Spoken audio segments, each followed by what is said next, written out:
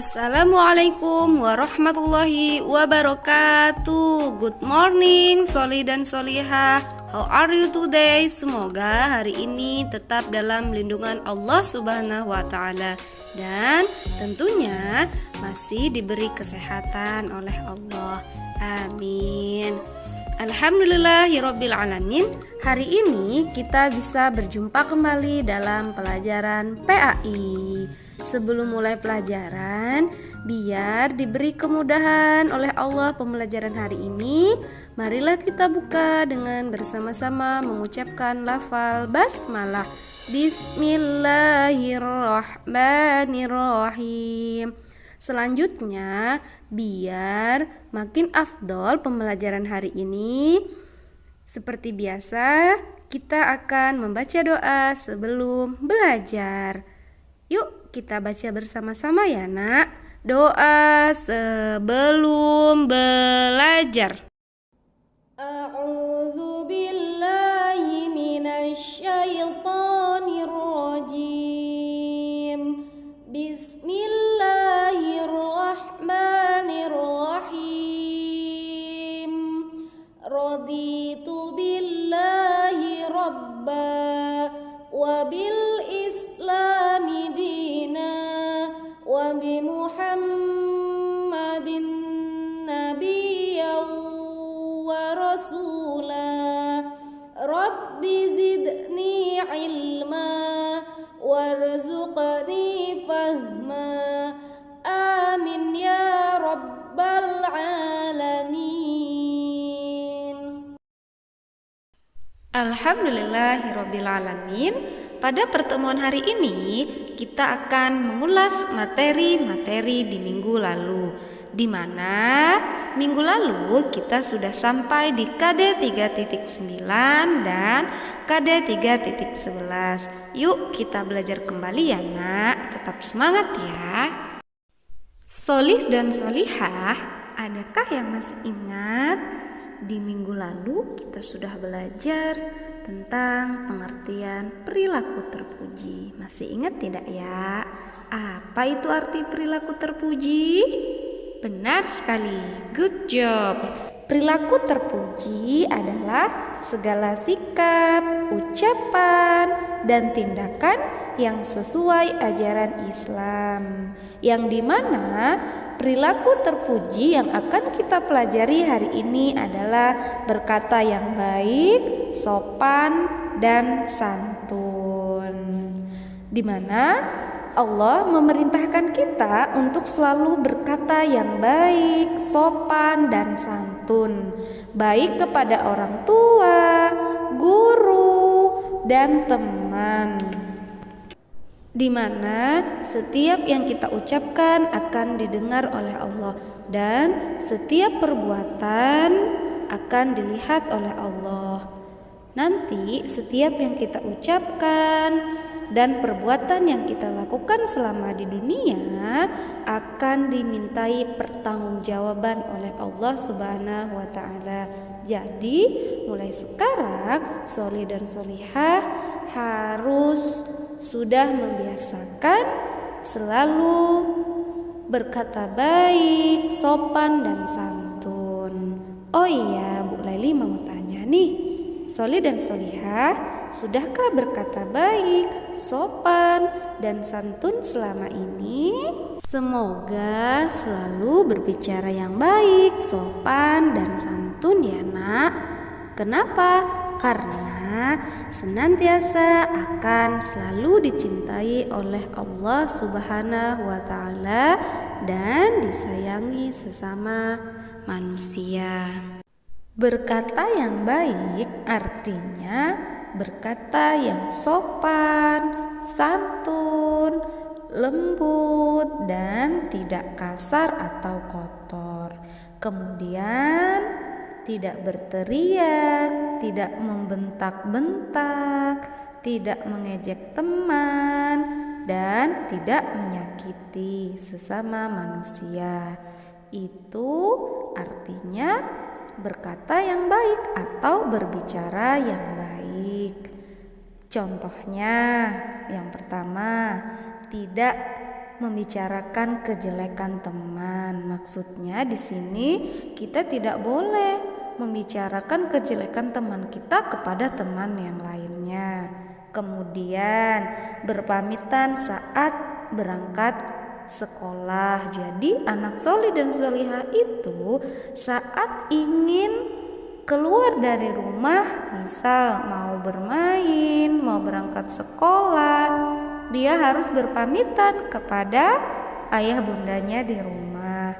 Kemudian contoh yang ketiga, minta izin ketika keluar kelas. Nah, apabila soli dan solihah saat pembelajaran dimulai dan ingin pergi ke kamar mandi atau ke toilet, maka anak yang solih dan solehah itu harus izin terlebih dahulu kepada bapak ibu gurunya yang ada di dalam kelas.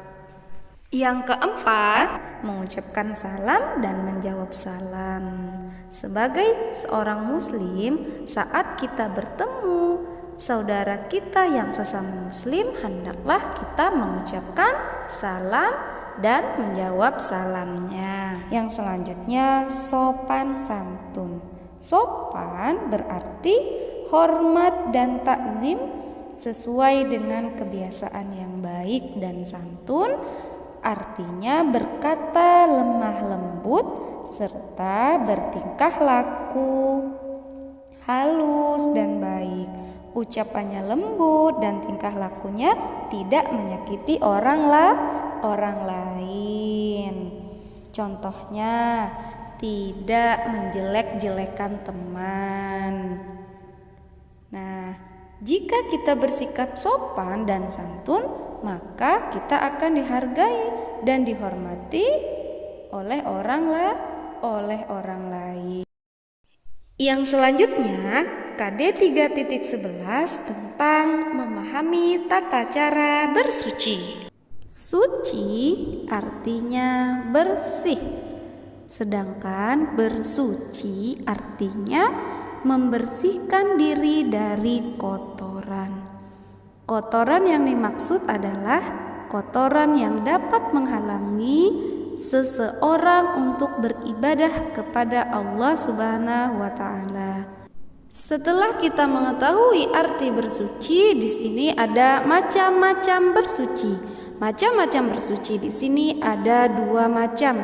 Yang pertama, bersuci dari hadas, dan yang kedua bersuci dari najis.